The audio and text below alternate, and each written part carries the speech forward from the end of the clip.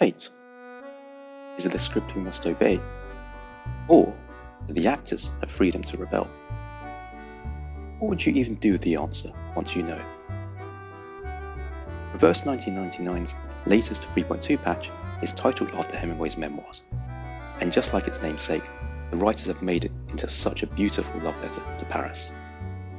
But today, I want to go deeper, beyond the setting, and really dig into the philosophical core of the story. The writers throw so much at us, and there are some really dense academic theories we need to get into. But they may have revealed the secrets of reality and some insight into the nature of the storm itself. So, buckle up and let's explore the lore behind Reverse 1999's A Flowing Feast.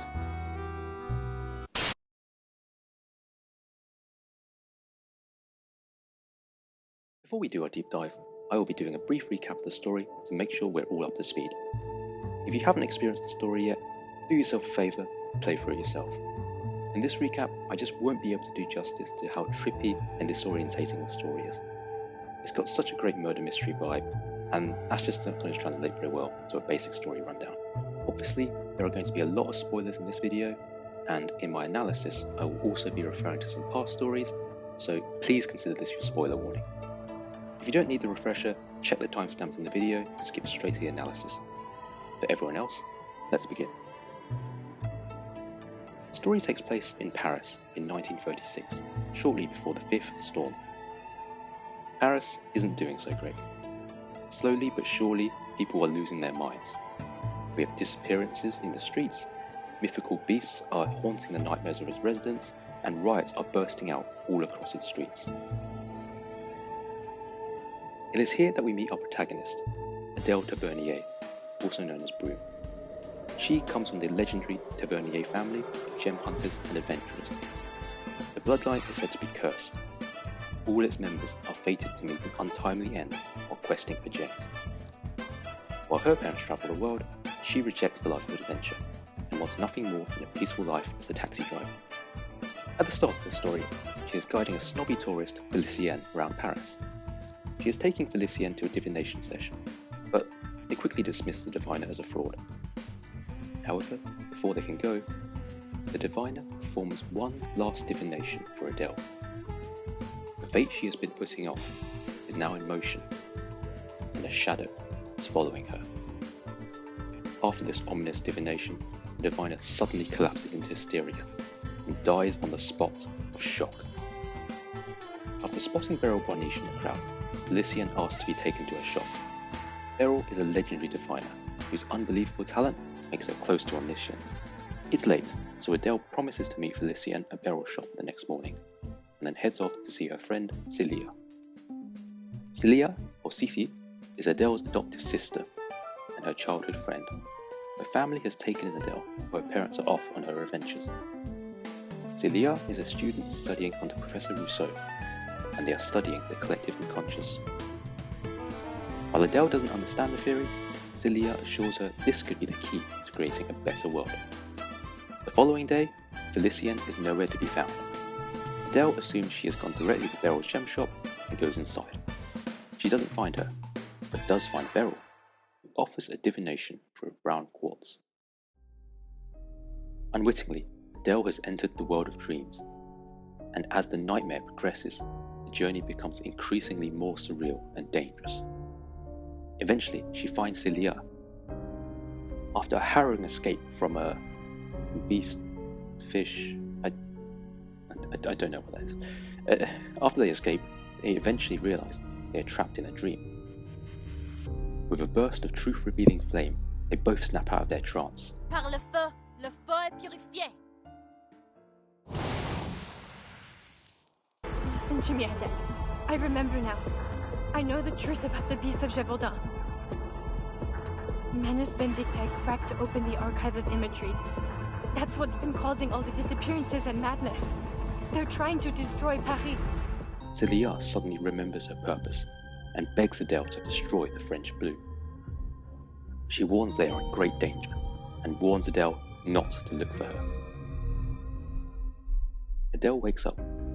She is still in Beryl's gem parlor. The dream revealed Celia is in danger, so she resolves to look for her. To her shock, she sees the brown quartz in her hand has transformed into the French blue.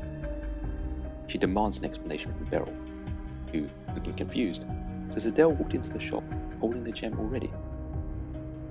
Outside, it turns out Felicienne has been sitting in Adele's taxi this entire time, and she berates her for leaving her alone.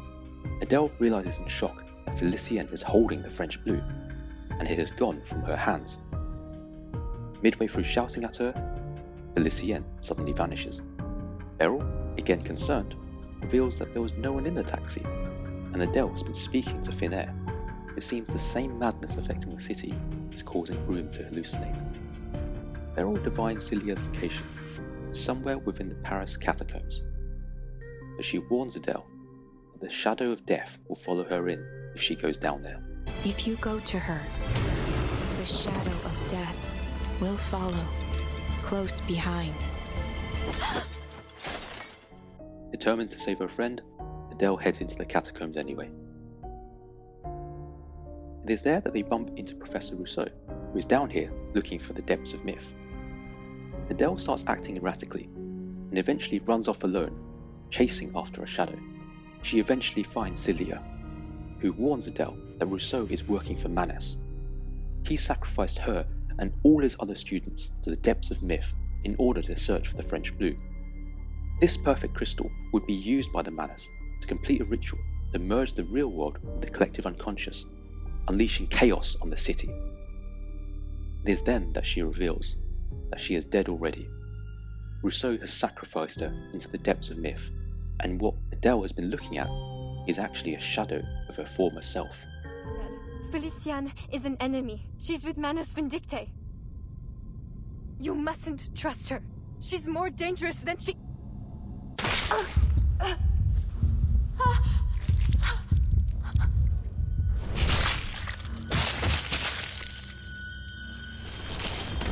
How rude. You really ought to reflect on your choice of friends, ma chérie.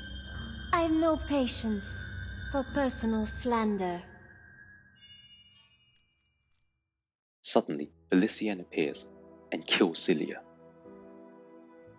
Adele snaps out of her trance and finds herself on the floor, with both Beryl and Rousseau looking at her in concern. Adele has been wandering around in a trance, mumbling to herself, completely unresponsive. Increasingly concerned for her, Rousseau invites them to meet him at an academic meetup in a restaurant. That meeting turns out to be a Manas gathering. This is treated like a twist, but come on, have you seen this man's moustache? Rousseau, a member of Manas, has invited them to witness a resurrection through the depths of myth. Felicienne suddenly possesses Adele's body. Felicienne was a member of Manas all this time, and she was previously lost within the depths of myth. Through sheer willpower, it seems she has been able to claw her way out of oblivion and use Adele's body as a vessel.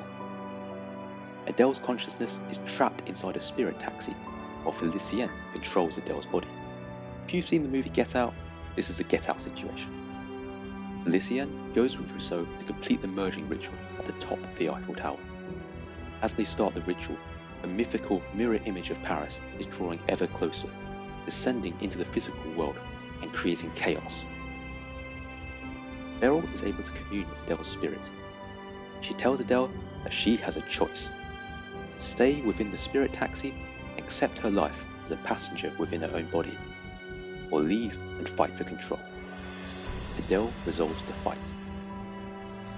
At the top of the Eiffel Tower, Celia appears and confronts Felicienne, attempting to stop the ritual. To fall at the height of a brilliant journey. That's better than fading into some bleak, ordinary end, no? No, Celia. You don't need to do this. I'll end this myself.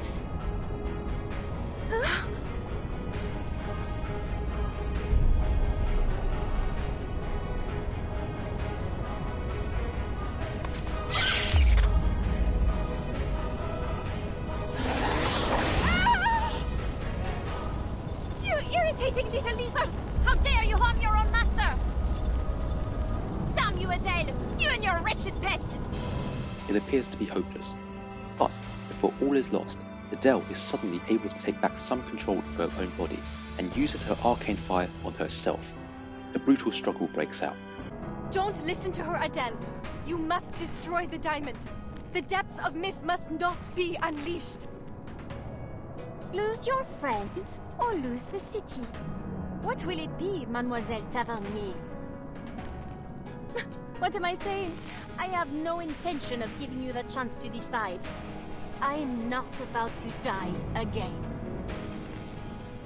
Ah! Damn it! Through a clash of wheels on the top of the Eiffel Tower, Adele is eventually able to cast Felicienne out of her body. With full control over her body again, she turns to destroy the French blue and stop the ritual. It is here that an impossible choice is revealed. Destroying the French blue will banish both Celia and Felicienne's spirit. Faced with a heart-wrenching decision between saving her friend or saving the city, she decides to destroy the crystal. Despite the heartbreak, it doesn't work. Her arcane fire is unable to damage the French blue. Far from destroying the illusion, she only manages to destroy the original brown quartz. The French blue is intact. While she has been able to take back control, she is unable to stop the merging ritual. And far from creating a paradise, the merge is causing complete chaos, triggering a storm below. Upon seeing the true outcome of his dream, Rousseau is driven completely mad. Felicienne, now defeated and powerless, begs Beryl for help. Adele reluctantly agrees to save her life. And so Beryl stores Felicienne inside the French blue and hands it to Adele. Her soul is now linked to Felicienne, and she can hear her consciousness without the illusions. Having survived this ordeal, Adele asks if she can work for Beryl and come with her to avoid the storm. Beryl agrees, and they set off. Okay, so that was the rundown, but what actually happened? Chapter 1. Jungian Psychology. If we want to understand the flowing feast, we will need to understand Jung's ideas. Carl Jung was the father of analytical psychology. Born in Switzerland in 1875, he trained as a psychiatrist at a time when the unconscious was still a radical idea. He was an early collaborator with Sigmund Freud, but Jung's work eventually broadened out to span mythology, religion, alchemy, and dreams. The central insight of Jung's work is the idea that the psyche is far larger than just the conscious mind. Let's build up a simplified version of Jung's map of the psyche. The map is split between the conscious above the waterline and unconscious beneath the surface. At the top, we have the external material world. This is society and all the things that you interact with.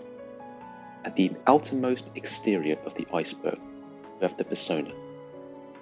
We present ourselves to the world through our personas. This is the social mask shaped by your environment. You are always still just you, but the version of you that you present to your co-workers or schoolmates is very different to what you'd present to your parents or boss. Deeper within the top of the iceberg, just underneath the persona, you have your ego. Your ego is the avatar of your conscious thoughts. This is your inner monologue, and a part of you that makes conscious decisions and narrates your life. Beneath the water, you have the unconscious world. Have an orange. The shadow is the part of your unconscious that your ego seeks to reject or repress. The trauma, undesired aspects of your mind, and the traits we reject or refuse to acknowledge about ourselves are always there, bubbling away under the surface.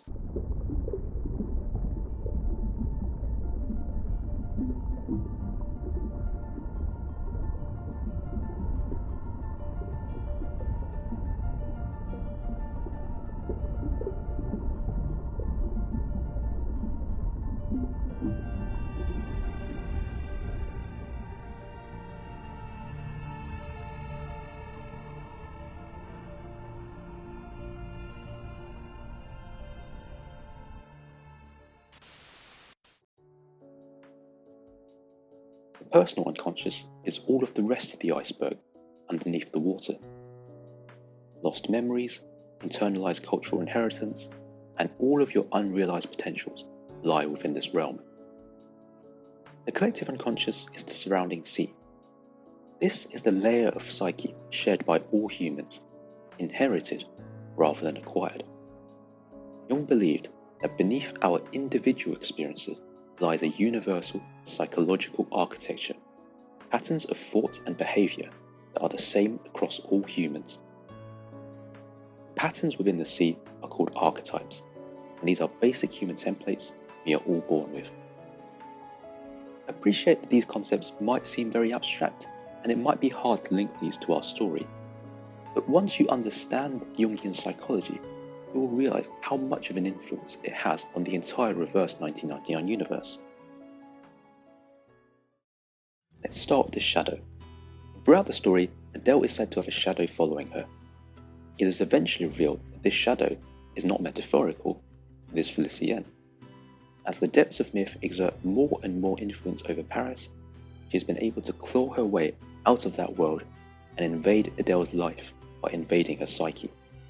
Adele and Felicienne's personalities are diametrically opposed in almost every possible way. In fact, they are mirror images of each other. While Adele views her bloodline with fear, constantly looking over her shoulder for the Tavernier curse, Felicienne is all in on her noble lineage, and she derives a frankly unreasonable amount of esteem and pride from it.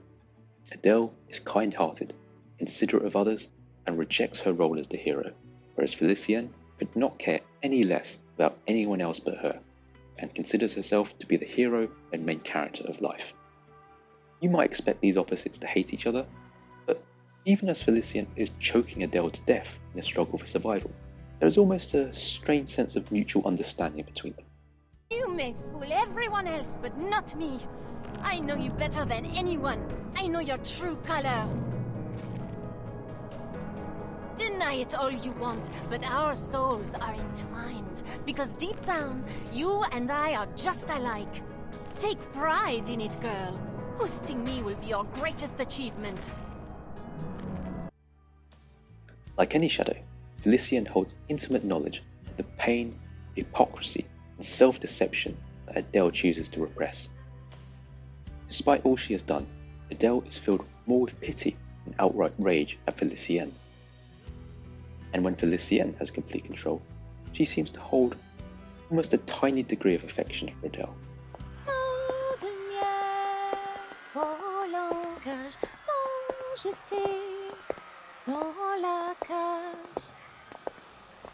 Quelle surprise! The great Felicienne seems in better spirits now. Adele would never interrupt me the way you did. What a shame she never heard this song. Although I wouldn't overemphasize that point, considering she's actively trying to kill her and destroy her consciousness.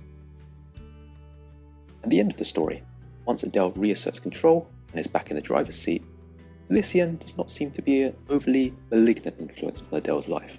She is generally disapproving, although that's hardly unique to Adele, but she does help her get away with a lie to the Foundation. She challenges her blind obedience to Beryl, and she perceives things for her that Adele cannot. In case you were wondering, despite Carl Jung's extensive writings, he never explained what to do if your shadow is an angry French lady trapped in a gem on your arm. But I'm pretty sure he'd be a fan of whatever these two have going on.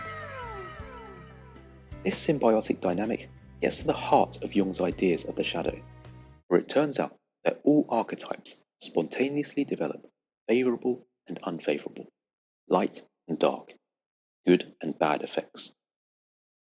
We must not overlook the fact that opposites acquire their moral accentuation only within the sphere of human endeavour and action, and that we are unable to give a definition of good and evil that could be considered universally valid. Shadows are not inherently evil, although Felicienne tries. Ultimately, your shadow is still part of you, and is part of your sense of self. For Jung, the task is not to eliminate the shadow, but to integrate it. The process he calls individuation. Individuation is the gradual reconciliation of the conscious self with the disowned parts of the psyche. While Jung never made an explicit roadmap for how the individuation process works, there are a few common themes. The first step requires acknowledging the shadow, understanding the role it plays in your life, and then finally integrating it into your consciousness. This allows its energy to be expressed in healthy, constructive ways. If you have played through a series of dusks with Semmelweis, you'll probably see the resemblance here. As Semmelweis struggles with her vampiric curse, her mental condition destabilizes. She begins to hallucinate a shadow of her being, Bella. It is only after reconciling with her image in the mirror that she recovers.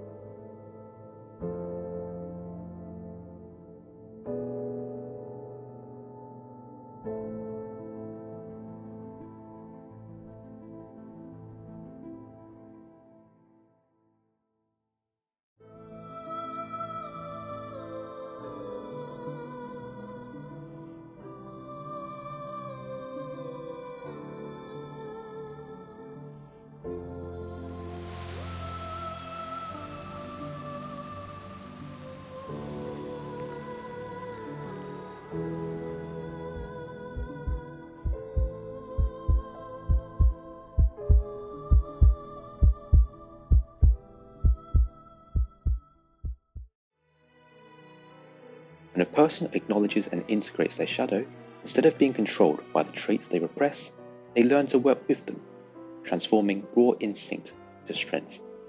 After this reconciliation, most of the debilitating effects of the hallucinations fade, and Semmelweis also unlocked her latent arcane ability. She still struggles with the bloodlust. The curse never truly vanishes. But for Carl Jung, the process of individuation is a gradual, lifelong journey towards psychological wholeness, one that is never quite fully complete. During the showdown at the top of the Eiffel Tower, we see Adele's victory over herself. The first step is to acknowledge the shadow. Just like with the French blue, Adele uses her arcane fire to split herself into the two fundamental truths, ego and shadow. Then, through Beryl's guidance, she is able to understand Felician's nature. Then I don't need to find her, nor even find myself. Because she is me, and I am her. Finally, she accepts her, integrating her into a crystal and linking their souls, completing the individuation process.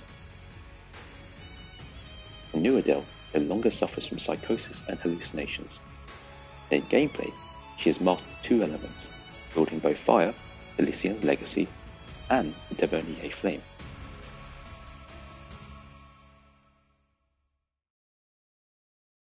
Chapter 2. The Collective Unconscious. Okay, hopefully you can see that Jungian ideas have a massive influence on the first 1999 story. The developers love to use this individuation process as a way of resolving character arcs. But arguably, the most consequential part of Jungian psychology comes from the collective unconscious. First clue is the fact that they talk about the collective unconscious a lot. Like, a lot. The collective unconscious. Collective unconscious. The sea of collective unconscious. Collective imagination. Collecting brain thing? The developers really want you to understand what they're going for here.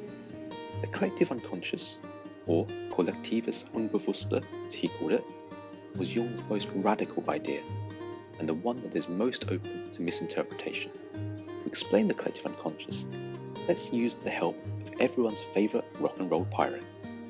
So you have a mother? When Regulus says her legendary line, we all know it's completely unhinged. It creates such an obvious knee-jerk reaction that it's worth asking why it feels so instinctively crazy. If you're listening to this, you have a mother.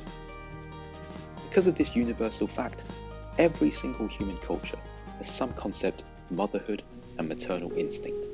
Mother Spirit, thank you for feeding us and for everything you provide.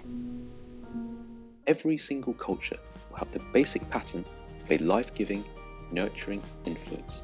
So Jung describes a mother archetype in humanity's collective unconscious.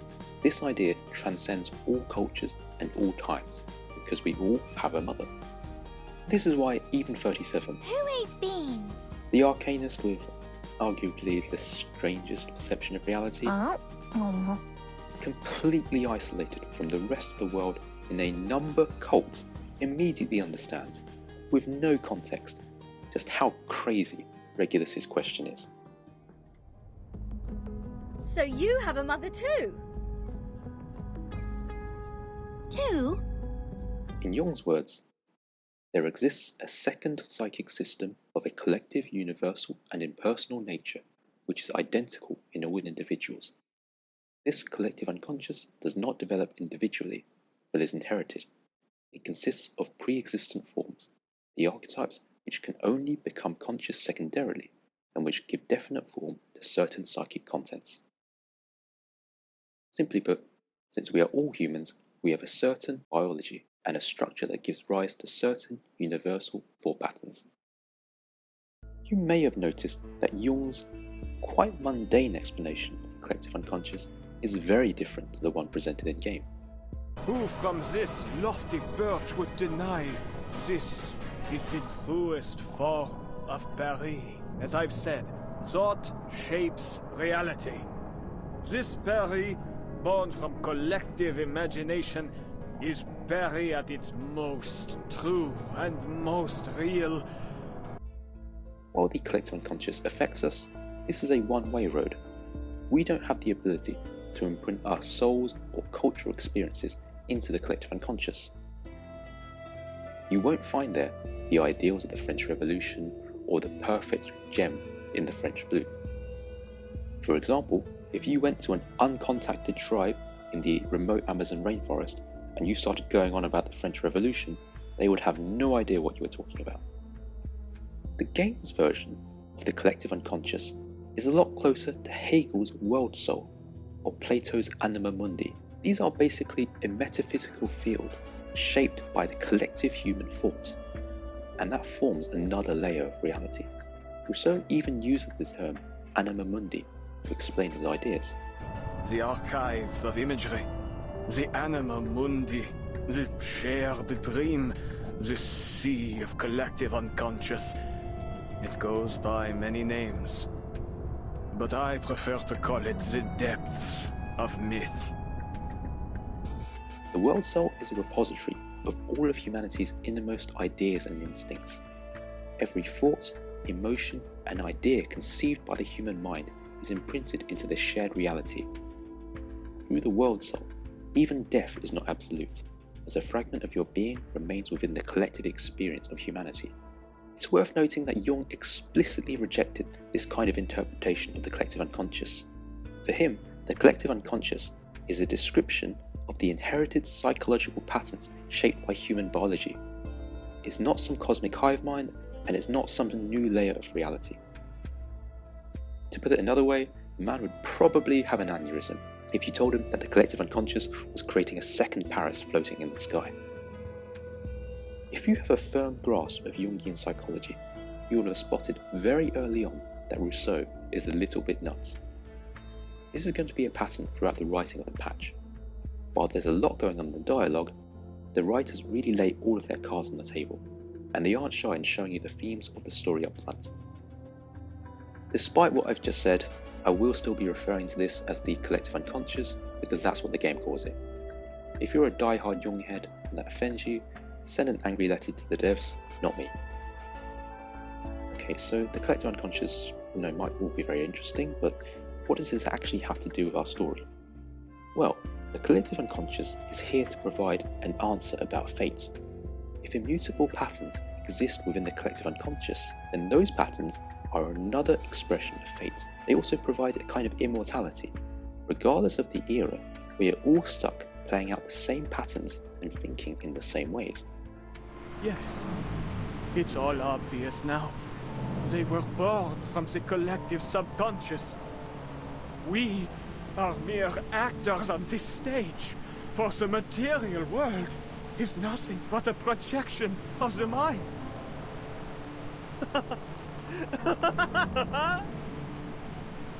Their dialogues are but borrowed lines from ancient scripts.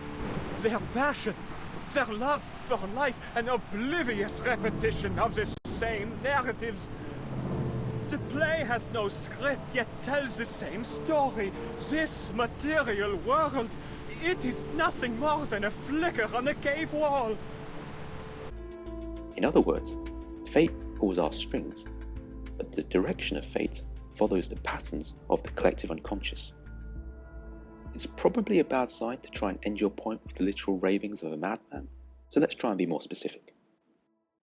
If you've ever studied storytelling, you've probably come across Joseph Campbell's idea of the monomyth, more commonly known as the hero's journey.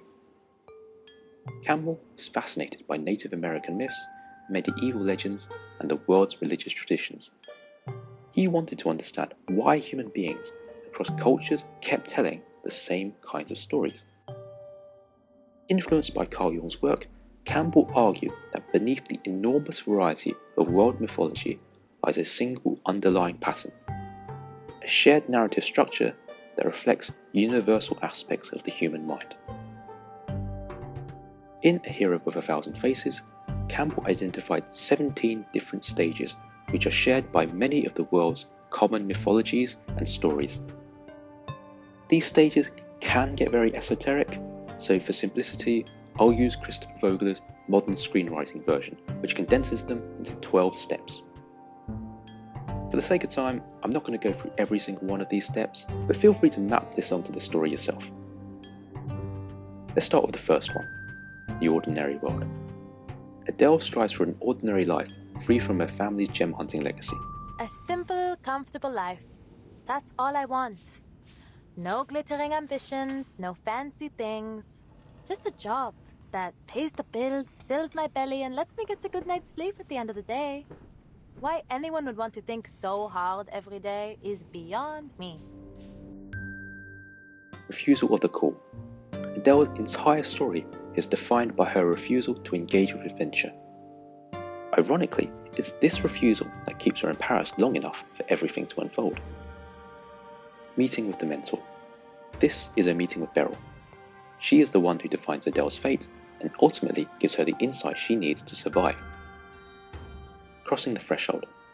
You can argue there are multiple thresholds in the story, in the dream, in the catacombs, and when Adele has been sequestered into her unconscious. This is where the more complex version that Campbell provides mapped a little bit better, but to be honest, I wouldn't get too caught up in the order of the mappings. Even Campbell and Vogler themselves describe these as broad patterns rather than a super rigid formula that every story has to stick to. The ordeal? No notes. Adele goes through it all.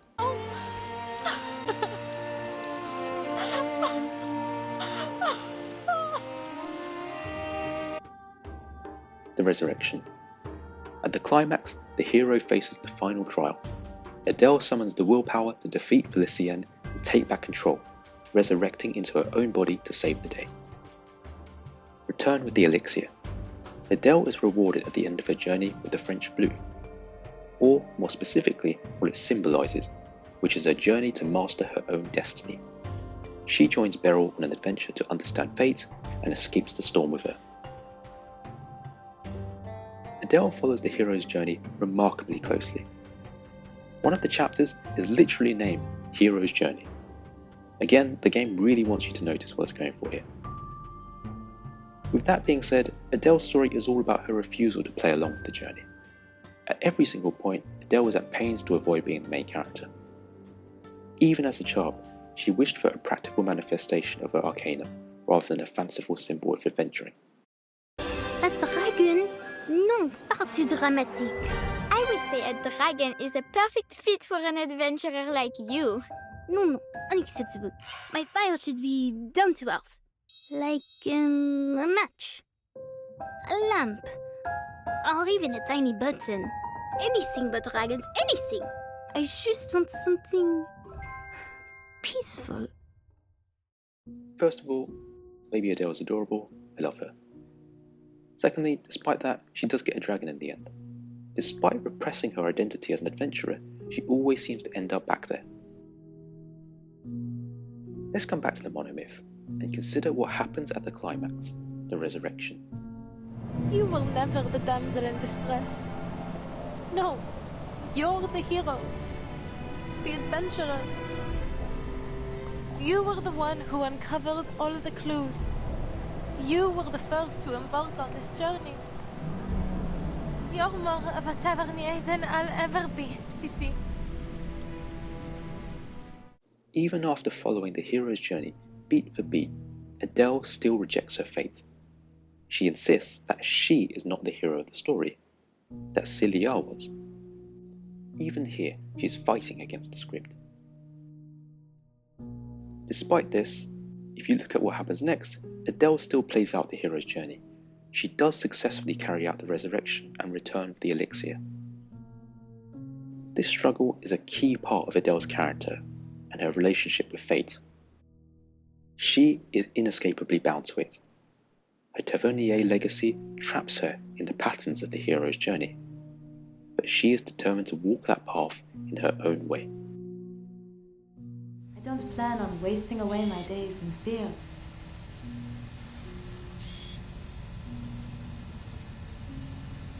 The ending may be written, but that doesn't mean I want to follow the story word for word. Chapter 3. The Nature of Fate. Beryl's character story is a great exploration of how fate works in the reverse 1999 universe. In her story, Beryl predicts the death of her mother in 3 months at the hands of a thief. In fear, her mother shuts herself away, hunkering down in her house to avoid any possibility of encountering her fated killer. This partially works.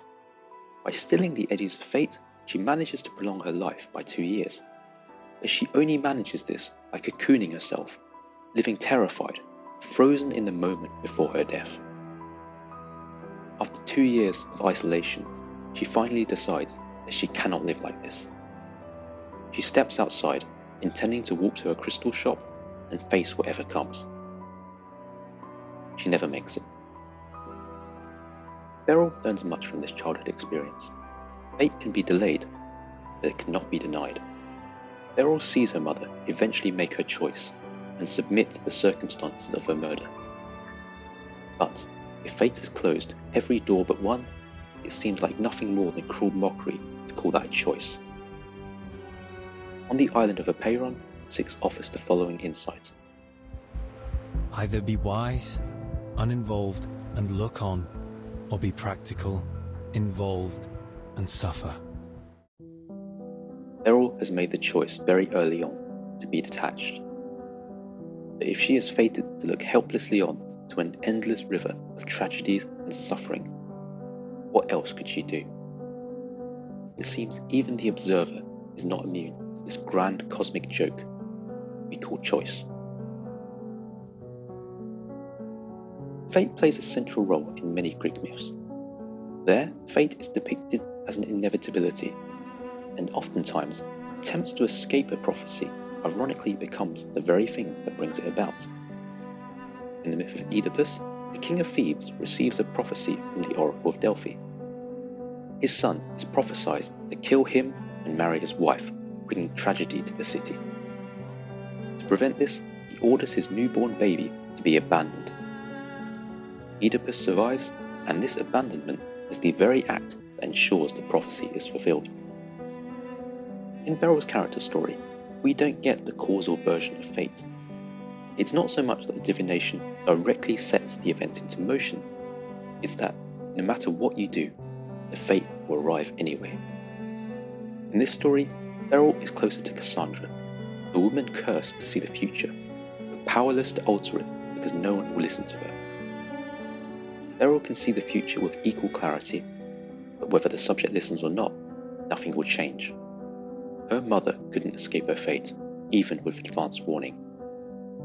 This is why Beryl doesn't charge for her readings of fate, because she believes they fundamentally have no value. In Beryl's trailer, she summarizes the idea very neatly. Though our paths may change, bending with each choice we make, our destination remains fixed, decided long ago. other words, while fate has decided the defining contours of your life, how you live moment to moment is still in your control. This is why, during the story, she seems to hold a great deal of respect for those who choose to fight against fate and do not meekly succumb to the inevitable. It's for this reason that she pays such close attention to Adele and Felicien's story. While I said that the movable feast acts as the setting, 3.2's story aligns far more closely to another one of his works, The Old Man and the Sea. In that novel, we follow Santiago, an aging fisherman who has gone 84 days without a catch. The book is a great showcase of stoicism.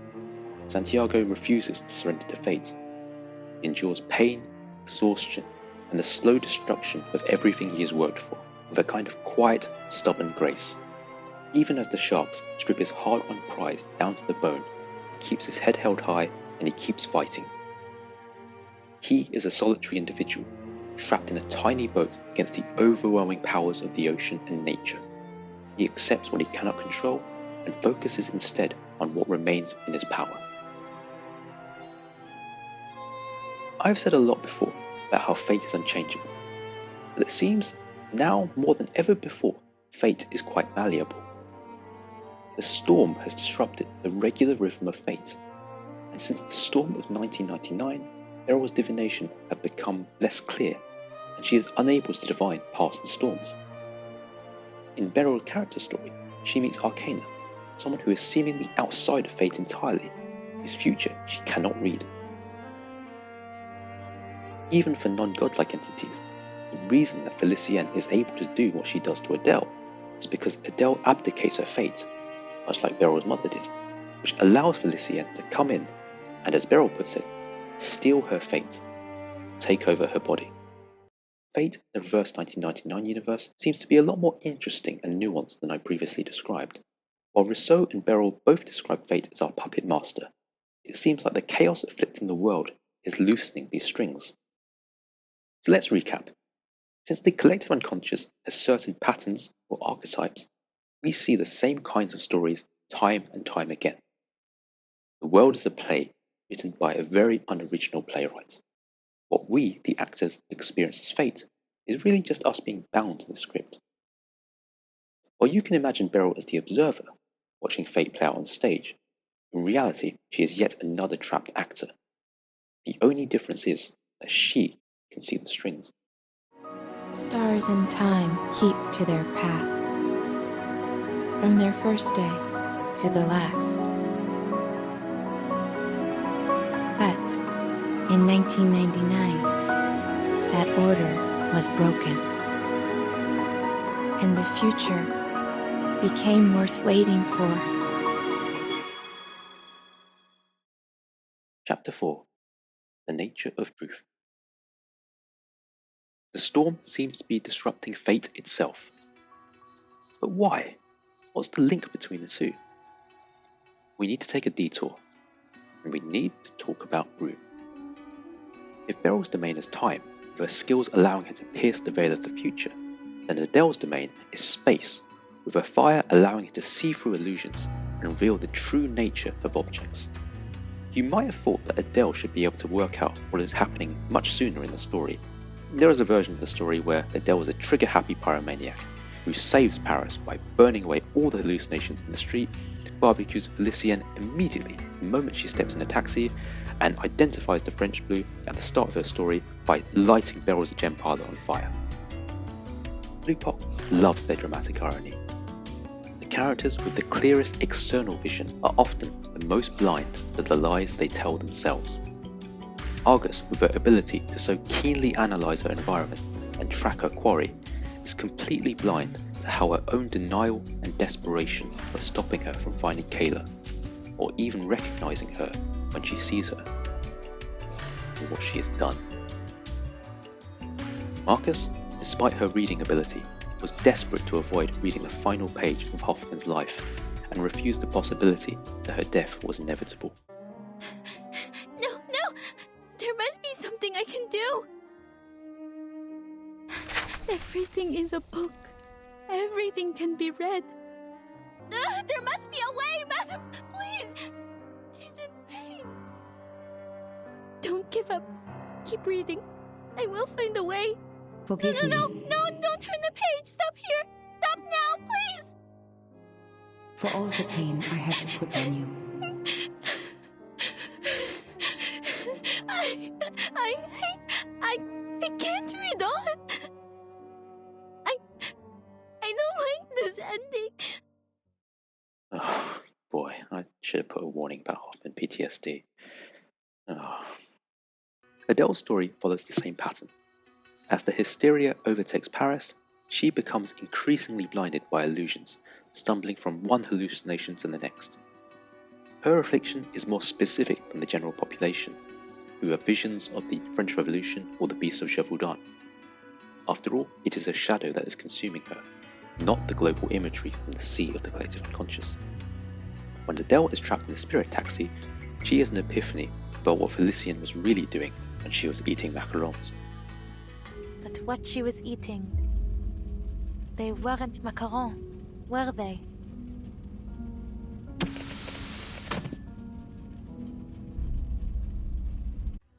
Adele's dragon is an example of an actualized part of Adele's psyche, one that is part of her conscious mind and is actively accompanying her.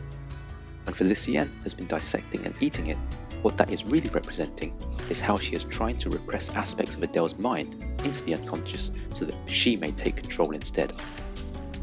It is only at the final confrontation that Adele realizes what must be done. She must turn her truth-revealing flames on herself and confront the lies that are coming from her own psyche.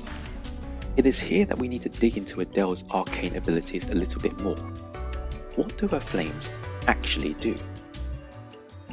At the climatic showdown, Adele reaches a point where she can destroy the French blue. The gem is an obvious fake. The real French blue was destroyed long ago. It should be easy prey for her arcane fire. However, the flames initially do nothing. She tries again, and this time, by exerting her skills to the limit, Adele's fire reveals the truth. She does not destroy the gem completely. Instead, she manages to break it down and separates them into the smoky brown quartz and the French blue. So what's going on? In the Sophist, Plato explores the falsehood paradox. If lies are things that do not exist, and it is impossible to interact with non-existence, then how is it possible to speak lies? For Plato, lies are caused by the improper relationship between truthful ideas. Consider the lie, pigs can fly. Pigs exist, and the concept of flight exists. The lie is formed by connecting the two ideals together. The French blue exists is a lie, but when Adele's fire burns it away, the lie splits into its two elemental truths. The French blue, the image, the idea. Brilliant, shimmering blue crystal, platonic ideal of the French blue that exists in the depths of myth. Exists. The matter, the physical substance. The smoky brown quartz, which is its physical manifestation in the current era. What this interaction is telling us is that the depths of myth are not illusions, and the images that exist there are as real and represent the truth as much as the physical world. In fact, those images might even be more truthful than material reality. When Adele really amps up her flames, it is only the image, the shimmering French blue, that survives. A primordial symbol, yes. That is precisely why it survives. The French blue is both abstract and concrete, an iconic symbol held deep in the collective imagination of our society. No matter how many imitations or counterfeits may exist, none will ever take its place. It is eternally transcendent, unconditionally pure. Its existence can never truly be destroyed. Through progressive storms, we have found that sometimes people who are reversed seem to come back. They look the same, they have completely different memories and life histories. There seems to be an ideal truth, the conceptual form of Mr. Carson, who was stormed away, preserved in the collective unconscious, and the physical truth, Mr. Duncan, in the current timeline. Plato had an idea of the world of forms, which is a realm of perfect, eternal concepts of truth. This realm contains ideal forms, such as the ideal circle. Hegel extended this further in his world soul idea, and posited that more complex ideas, such as the ideals of the French blue, or even people's souls, can be found there too. In Plato's cosmological map, he also had the anima mundi, which acts as the gateway, translating the perfect forms into our material reality. Wait, hang on a sec. Anima mundi? The Games version of the collective unconscious is a lot closer to Hegel's world soul, or Plato's anima mundi. We seem to have accidentally ended back up at the collective unconscious again. Earlier, we discussed that the collective unconscious shapes the nature of fate itself. Now, we have found that the realm of truth can be found there too. Rousseau seems to blend the depths of myth, collective unconscious, and anima mundi into a single concept. He also mixes in the idea that perfect truths can be found in the sea of the collective unconscious, which is a nod to Plato's world of forms. Put another way, those absolute mad lads down at the blue box writing department have managed to coherently combine Jungian psychology with Plato in their world building. In this journey, we have found that Jungian psychology plays a massive role in the world building of the reverse 1999 universe. We have seen how fate is simply a manifestation of patterns within the collective unconscious through patterns such as the hero's journey. We have also found that the collective unconscious holds perfect ideals such as the French blue, or even people's souls within, and they form a separate layer of reality on top of our material world. We've even found that in the right circumstances, these two can be separated back out again into the image and the form. There is one final puzzle piece to understanding the storm. We need to take a closer look at the depths of myth. Chapter 5. The Depths of Myth. While Rousseau jumbles the depths of myth with the collective unconscious, we can be a little bit more precise with our analysis by referring back to Jungian ideals. Myth is the secret opening through which the inexhaustible energies of the cosmos pour into human cultural manifestation.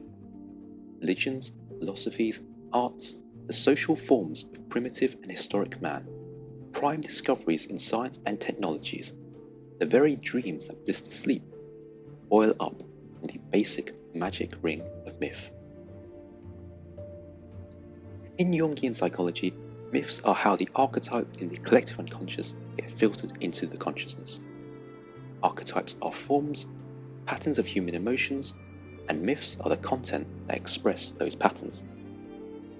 We can imagine then the depths of myth as the gateway to the wider sea of the collective unconscious. When we descend through the depths of myth, what we are really doing is delving away from material reality, closer and closer to the sea of collective unconscious. Beyond being a shiny blue portal, depths of myth has some very interesting properties. Not everyone is able to survive a journey through the depths of myth. The very nature of the sea of collective unconscious itself appears to be corrosive to your sense of self. Rousseau orders his students through the depths of myth discovered in the catacombs of Paris in order to retrieve the French blue.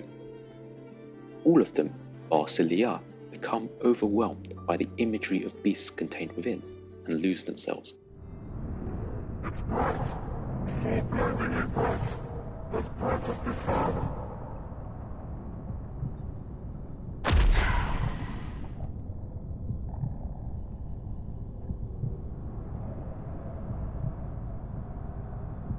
What a shame, dear boy. It seems you weren't worthy after all.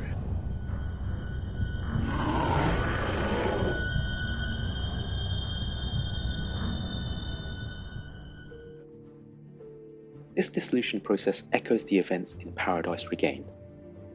Nautica was able to survive being swallowed up by the black ichor in Antarctica by using her strong will and a sense of unfinished business. This allows her to resist oblivion. Only those with the strongest will, such as Célia, the stalwart hero, or Felicien, the unrelenting egomaniac, can possibly hope to survive the sea of collective unconscious. If you survive, your soul appears to be stored in the sea of collective unconscious. Felicien was lost to the depths of myth, and has used that to cross to the other side of the storm. Cilia was killed as a spirit, but still pops right back up when the two worlds start merging.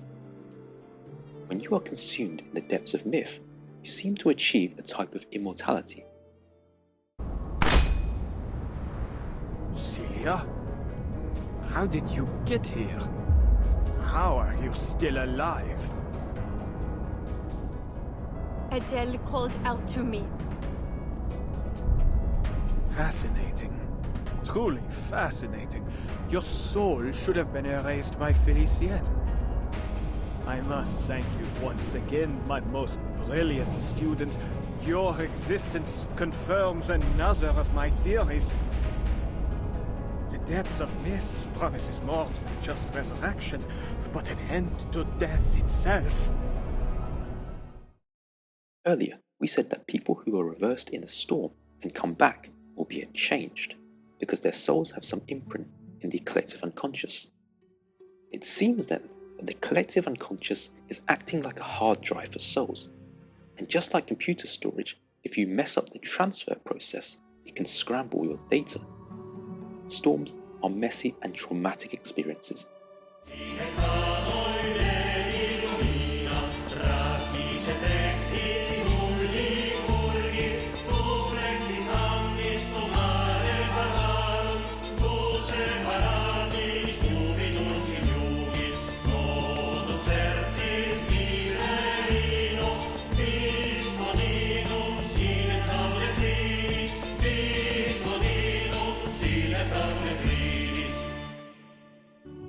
Entering the sea of collective unconscious through this method may leave you jumbled up with other souls and cause you to lose your memories. However, if you enter the collective unconscious in a more orderly fashion, like Felicien did by being consumed in the depths of myth, then you survive with all your memories intact, albeit your spirit still needs to procure a body to achieve a physical form. If you're a little bit skeptical about the link between storms and the collective unconscious, consider that the sea of collective unconscious manifests as a mirror image of the physical world floating upside down above us. If the storm truly involves returning to the collective unconscious, things would have to start floating upwards, just like the reversed raindrops during a storm. In the 1.9 Rheinsamt story, we learn that the world of transcendental forms is in disarray. However hard Oedipus tried to defy destiny, his path to tragedy remained unchanged. 77 did ask about the essence of the emanation. She asked, what happened to the supreme existence? What plunged the world into madness? The answer was disorder and chaos. It appears then that they were really talking about the collective unconscious. The collective unconscious is in disarray. That is causing fate to become jumbled. That is causing storms to develop across the world. And the secret to what is causing that disarray lies within the depths of myth. In the Reveries of Rain game mode, we follow a journey down through the depths of myth. You might notice that the stage description updates as we descend to lower and lower levels. Pieced together, they tell the story of a mind melting into the sea of the collective unconscious. It begins with encountering memories that aren't your own, like the rioters from 1936 who think they are in the French Revolution.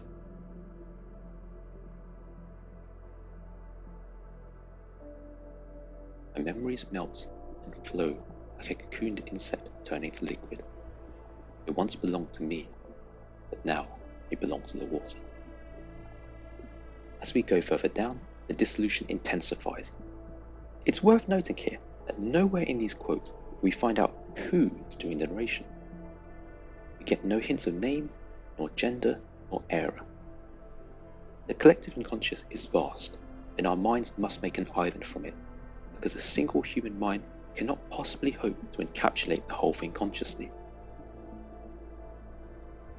As we dive deeper, the iceberg of self is collapsing and melting. The memories, senses, and emotions are being slowly unraveled and spread out into their surroundings. And so we have finally reached the bottom. Through our exploration of Jung, Plato, and Hegel, we have found that the collective unconscious is the true underpinning of the world. But there is something very wrong. The wound in humanity's collective psyche has distorted the archetypes that would give rise to fate.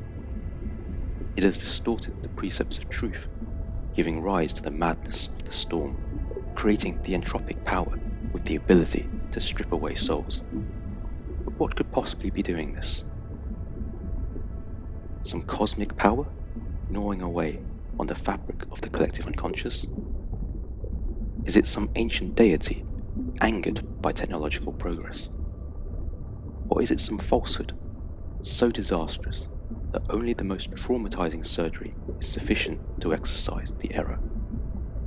At the very bottom of the depths of myth, at a stage 1,000 meters below the surface, we find a glimpse of the truth.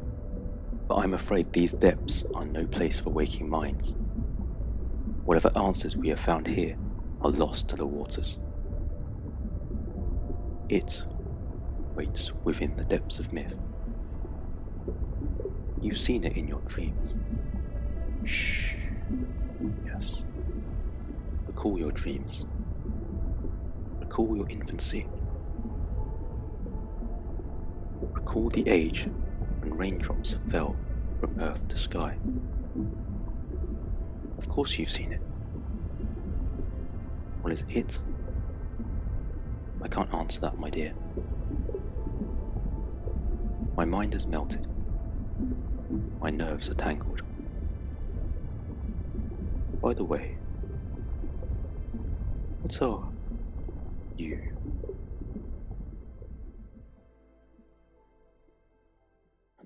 Okay, wow. When I first set out to make this video, I was planning on making this a short primer on Jung, like 10 minutes, in and out, easy as pie.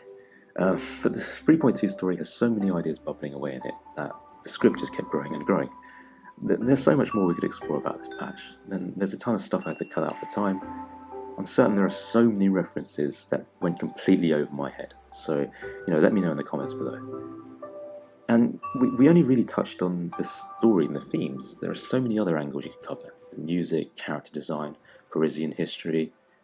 Look, hopefully I could get across just how much I love A Flowing Feast, and I really hope you found this video interesting. This is the first project I've ever made like this. I was always disappointed in how relatively little analytical content there seems to be out there for a game with this much lore, and I wanted to be the change I see in the world. Anyways, until next time, thanks for watching.